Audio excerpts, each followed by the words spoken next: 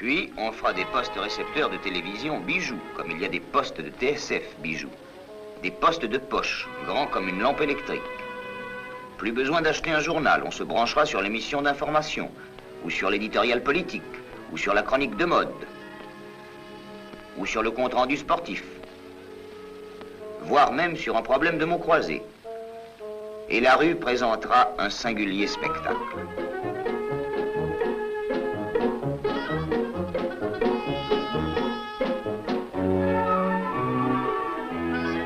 Naturellement, dans le métro, on lira le poste du voisin par-dessus son épaule. Et il y aura des faits divers tellement passionnants que...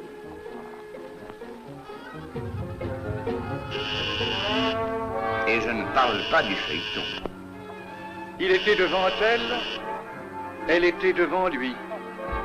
Ils étaient l'un devant l'autre, heureux de se sentir émus, émus de se sentir heureux. La télévision sera pour...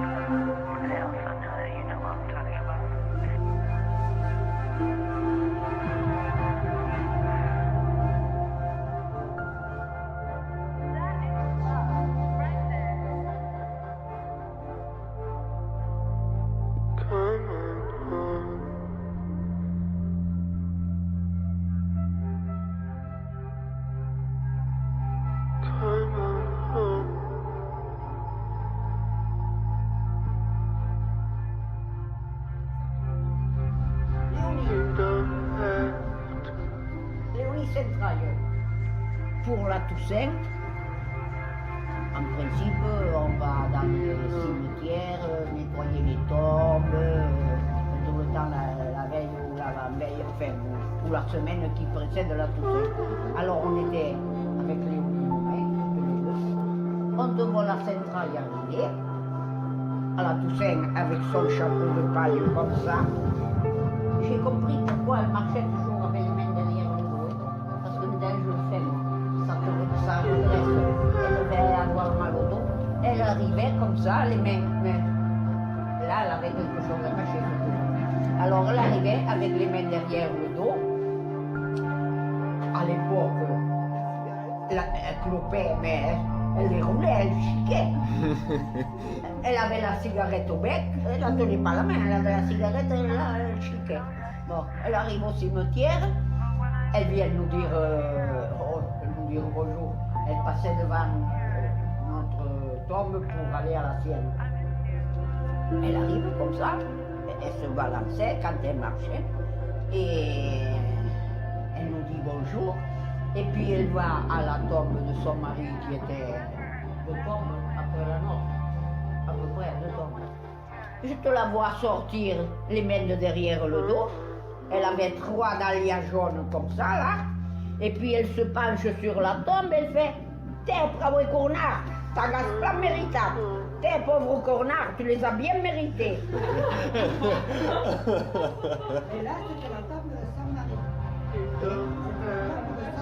Oui, de son mari. Ah, elle s'entendait bien alors, les petites. T'es pauvre cornard, tu les as bien mérités. Éternel grâce à la mémoire, même si elles sont un peu déformées.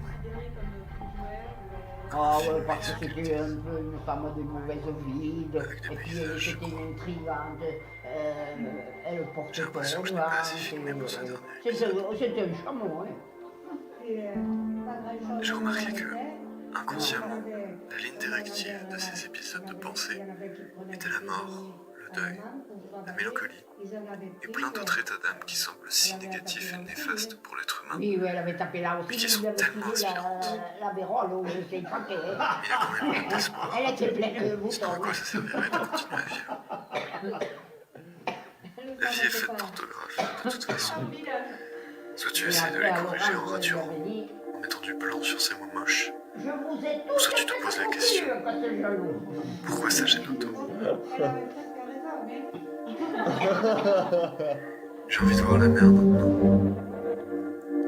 Dans un poème, j'ai retenu une strophe en particulier. Nous l'enlaçons seulement, en laissant le vivre.